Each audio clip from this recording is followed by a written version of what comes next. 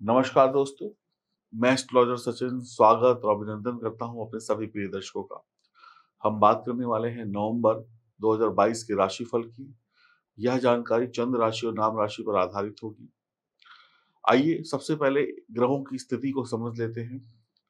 महीने के शुभारंभ में मंगल मिथुन राशि में द्वितीय भाव में, शुक्र, केतु, सूर्य, बुध तुला राशि में और शनि मकर राशि में नवम भाव में और गुरु मीन राशि में 11वें भाव में और राहु मेष राशि के होंगे 12वें भाव में। तो ये थी ग्रहों की स्थिति और चंद्रमा वक्त वक्त पर अपना स्थान परिवर्तन करके शुभ अशुभ योग बनाते रहेंगे और ये ग्रह भी वक्त वक्त पर अपने स्थान परिवर्तन करेंगे। जैसा कि गोचर कुंडली आपके समक्ष है, इसमें आपने चीजों को समझ लिया। अब हम बात करते हैं कि हमें इन सब ग्रहों की स्थिति का परिणाम क्या मिलेगा, रिजल्ट क्या मिलेगा। तो अब बात करते हैं रिजल्ट की। देखिए, इस महीने को हमने 4 भागों में बांटा है, यानी पहला सप्ताह, दूसरा सप्ताह, तीसरा और चौथा सप्ताह। यानी कि हम एक-एक सप्ताह को समझते चलें और उस हिसाब से आगे बढ़ते चलें। तो 1 नवंबर से 7 नवंबर तक की बात की जाए, तो नवंबर माह का प्रथम सप्ताह जो है, वो कैसा बीतेगा पहले ये जानते हैं, फिर आगे का जानेंगे। तो नवंबर माह का प्रथम सप्ताह का आखिरी दिन छोड़कर सभी दिनों में आपको अच्छे फल मिलेंगे। एक को दिन बहुत अच्छा है, यानी 1 नवंबर का दिन बहुत अच्छा है। ये दिन आपके काम-काज जितने भी हैं वो बन जाएँगे। आर्थिक अनुकूलता और मानसिक प्रसन्नता बनी रहेगी। 2-3-4 तारीख को जो भी आप काम करेंगे उसमें आपको अच्छे परिणाम मिलेंगे। यानी आप जो भी काम की शुरुआत करेंगे, जो भी का आपका अधूरा काम था वो पूरा हो जाएगा, मन मुताबिक रिजल्ट मिल जाएँगे, दिल खुश हो जाएगा आपका 2-3-4 तारीख को। मान-सम्मान आपको नौकरी में मिलेगा, बिज़नेस बहुत अच्छा चलेगा, यश-कीर्ति आपकी बढ़ेगी, आपके घर में खुशियाँ आएँगी, धन-दौलत आएगी, परिवार वालों की खुशियाँ देखकर आप खुश हो जाएँगे, आप भी खुश रहेंगे, देश-विदेश से कॉन्टैक्ट बनेंगे, कारोबार, नौकरी में खूब तरक्की होगी, प्रमोशन हो जाएगी, नई नौकरी लग जाएगी, बहुत कुछ अच्छा हो जाएगा। आपकी जो नौकरी में डावाडोल चल रहा था कि कुछ भी गड़बड़ चल रही थी, वो सब कुछ सही हो जाएगी और प्रेमी-प्रेमिका का प्यार बढ़ेगा, पति-पत्नी के बीच में सुख बढ़ेगा और आप अगर संतान के इच्छुक हैं, तो आपके घर में संतान का जन्म हो सकता है या आप संतान के जन्म के बारे में विचार कर सकते हैं। आप ऐसा कह सकते हैं कि आपकी संतान अगर नौकरी के योग्य है, तो उनकी नौकरी वगैरह लग जाएगी या वो कोई बिज़नेस करने लगेंगे, नया स्टार्टअप लगा लेंगे। आपकी संतान शादी के योग्य है, तो शादी की बात चल जाएगी। आपके घर में अगर आपको लगता है कि किसी बच्चे की किलकारी गूँजनी चाहिए, तो वो सुख भी आपको मिल जाएगा। तो यानी हर तरफ से खुशियाँ आपको मिल रही हैं। 5 और 6 तारीख को भी जहाँ पे भी हाथ रखेंगे, वहाँ पर पैसा बरसेगा, लाभ बरसेगा। यानी स्थिति बहुत बढ़िया है, प्रेम, पैसा और ईश्वर की कृपा बरस रही है। 5 और 6 तारीख को भी सफलता मिल रही है। सोच समझकर, समझदारी से, दिल लगाकर, मन लगाकर, बड़ों की सलाह लेकर अगर आपने काम किया, तो आपकी तरक्की ही तरक्की है और आप जब इंसान पैसा कमाता है, सफलता पाता है, पढ़ाई-लिखाई में व्यस्त रहता है, तो फिर उसके पास फालतू की चीज़ों का टाइम नहीं होता। आप किसी बुरी संगति में भी नहीं पड़ेंगे और आगे बढ़ेंगे और अधूरे अटके कामों को भी पूरा कर लेंगे। 7 तारीख को दिन थोड़ा-सा कष्टमय रहेगा, बाकी पूरे 6 के 6 दिन आप ऐसे समझ लीजिए जैसे देसी घी में आपके दोनों हाथ डूबे हुए हैं, आप माला-माल हो रहे हैं। बस 7 तारीख को थोड़ा-सा टेंशन हो सकती है या इन 6 दिनों में बहुत ज़्यादा काम किया और अपने शरीर को आराम नहीं दिया, ऐसी समस्या हो सकती है, थकावट हो सकती है और ये थकावट इसलिए होगी क्योंकि आप 6 दिन इतना जी-तोड़ मेहनत कर रहे होंगे कि आपने आराम को छोड़कर सिर्फ़ काम किया होगा। तो 7 तारीख को आप थोड़ा-सा रिलैक्स करेंगे। हो सकता है कि आधा दिन रिलैक्स करें और आधा दिन फिर काम में जुट जाएँ। तो शारीरिक कमज़ोरी आपके ऊपर हावी हो सकती है। हो सकता है इन 6 दिनों में आपने दवाएँ वग़ैरह वक़्त से ना खाई हो, आपका रूटीन बिगड़ गया हो। वो सब कुछ आपको 7वें दिन सही करना पड़ेगा। शरीर है, वो आपसे वक़्त तो माँगेगा। 6 दिन आपने उसको अपने तरीके से चला लिया, अब 7वें दिन वो आपको अपने तरीके से चलाएगा। तो या तो आप रोज़ ख़्याल रखेंगे तो 7वाँ दिन भी आपका बढ़िया जाएगा। अब पहुँचते हैं दूसरे सप्ताह में, तो पहला सप्ताह तो आपका 100% शुभ है। दूसरा सप्ताह शुरू होगा 8 नवंबर से 15 नवंबर तक का, तो 8 तारीख को आप थोड़ा-सा सँभल कर चलें। हो सकता है कि आप थोड़ा-सा एक्सीडेंट वग़ैरह हो जाए, गाड़ी-वाहन ठीक तरीके से चलाइएगा। पैसे का लेन-देन ठीक प्रकार से करिएगा, अपनी बोलचाल में अच्छे शब्दों का प्रयोग करिएगा और हो सकता है जो प्लानिंग आपने की हो, वो प्लानिंग में कुछ ऊपर-नीचे हो जाए, बदलाव हो जाए, तो थोड़ा-सा आपका मूड डिस्टर्ब रहेगा। 9, 10, 11 तारीख को आपकी सभी चीज़ें वैसे होंगी जैसे आपने सोच रखी थी, आपको सफलता प्राप्त होगी, काम-धंधा अच्छा चलेगा, घर-परिवार ठीक रहेगा, मंदिर वगैरह जा सकते हैं, ईश्वर की भक्ति या धार्मिक कार्यों में शरीक हो सकते हैं और आप इस समय में अपना धन बचत भी करेंगे, कुछ इन्वेस्टमेंट के बारे में भी सोच सकते हैं। 12-13 तारीख को भी एकदम शानदार समय रहेगा, जैसा सोचा था वैसा हो जाएगा, घर-परिवार के साथ खुशियाँ सेलिब्रेट करेंगे, आमदनी कैसे और बढ़ाई जाए, कैसे बिज़नेस को और अच्छा किया जाए, कैसे कॉन्टैक्ट बढ़ाए जाएँ, कैसे व्यापार को देश-दुनिया में फैलाया जाए, अपनी एक ब्रांच को अब 4 ब्रांचों में बदलना है, ये सब पे विचार होगा और आप कुछ नया और कुछ बढ़िया करेंगे और सफल रहेंगे। आपकी आमदनी बढ़ाने के तरीकों पर आपका विचार, आपका जो आंकलन है वो सही बैठेगा। आपके परिवार के लोग और आपके जो ऑफ़िस में जूनियर और जो सीनियर हैं, वो आपके द्वारा दिए गए विचारों का सम्मान करेंगे, आपके आइडियाज़ काम करेंगे। बृहस्पति भी अपनी ही राशि में है, तो आपको अपने सीनियर की सपोर्ट तब मिलेगी जब आप उनसे सलाह लेकर काम करेंगे।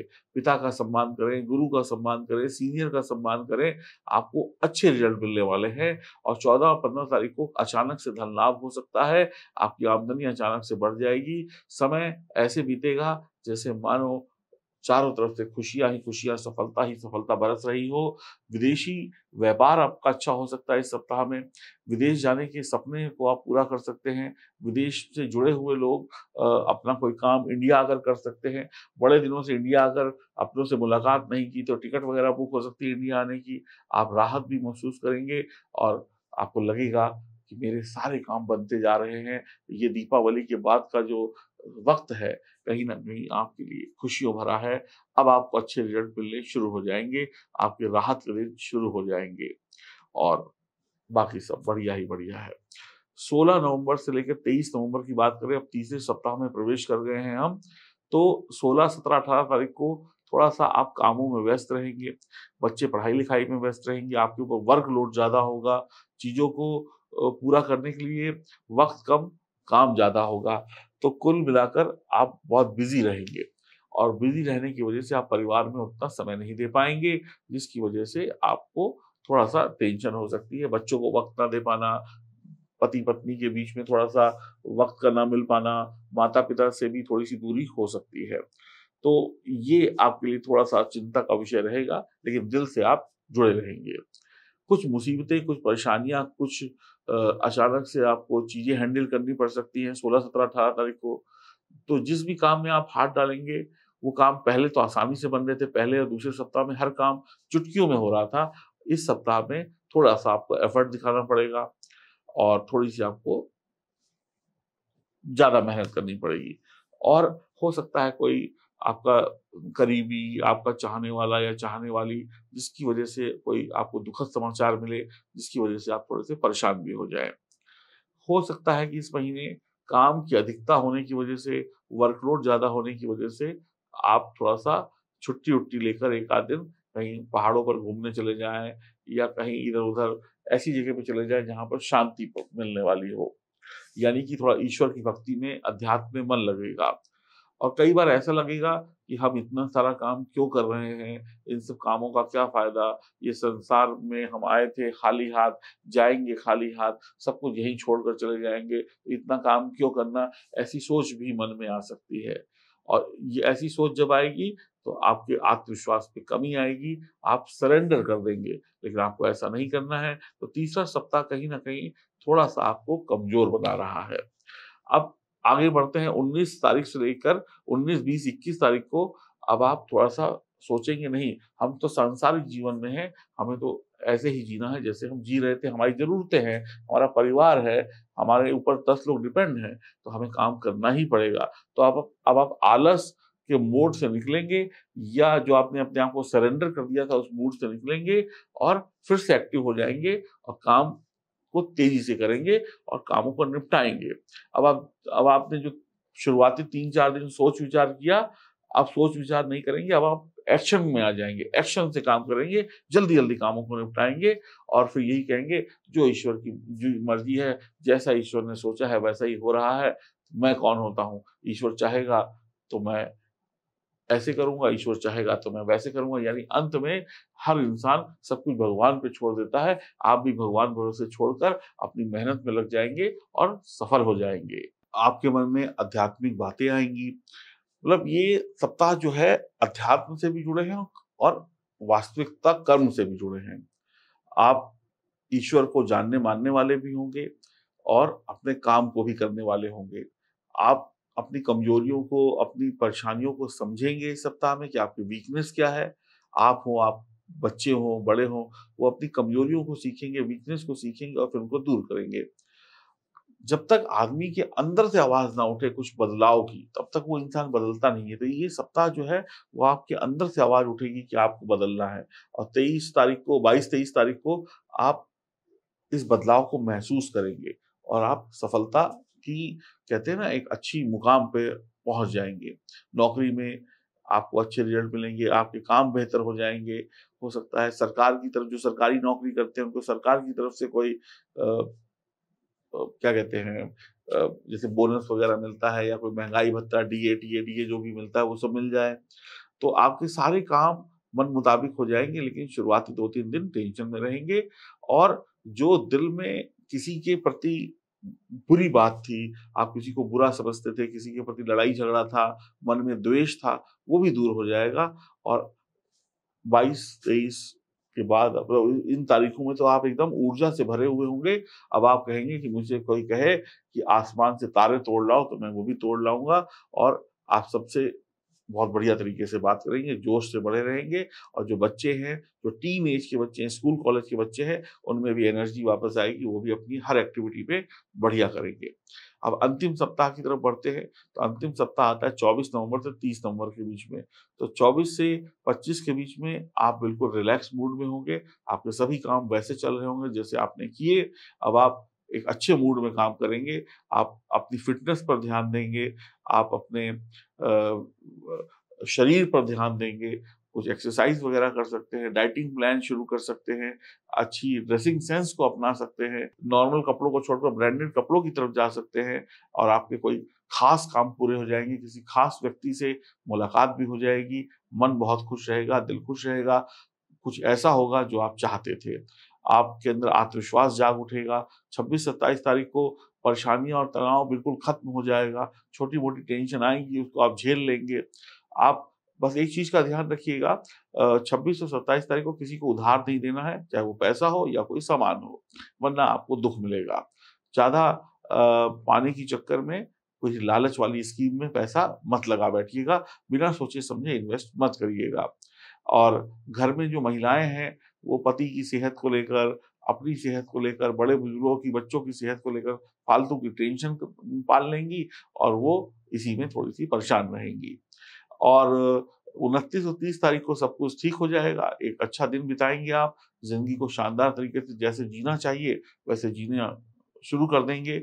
आपके पुराने दिन आपको आपकी आँखों में आँसू ले आएँगे, आप पुरानी अपनी एल्बम वगैरह खोल कर देखेंगे, बचपन में हम ऐसा करते थे, हम वहाँ जाते थे, हम ऐसे थे, हम वैसे थे, ये दिन ऐसे अच्छे थे, आज के दिन और पुराने दिनों को कंपेयर करेंगे, माता-पिता के साथ वक़्त बिताएँगे और थोड़ा-सा भावुक हो जाएँगे।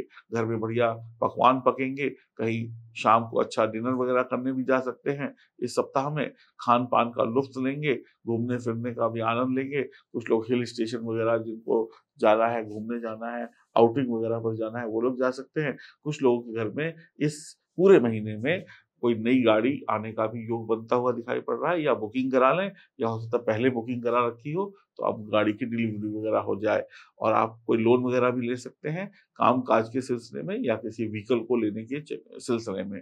तो कुल मिलाकर आपके लिए 90% नवंबर का महीना वृषभ राशि वालों के लिए बढ़िया है। कतई चिंता करने की आवश्यकता नहीं है।